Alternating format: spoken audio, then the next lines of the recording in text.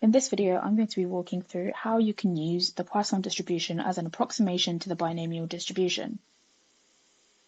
You can use the binomial when x is binomial distributed by where n is large and the value of p is small. And I'm going to go through an example.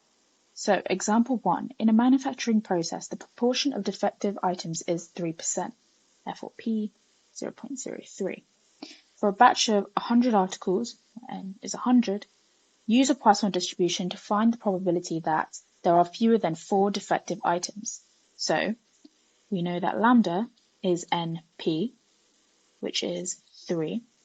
And so to find out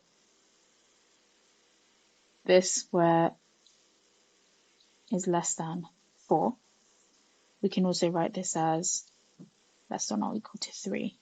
Okay, and we know this is,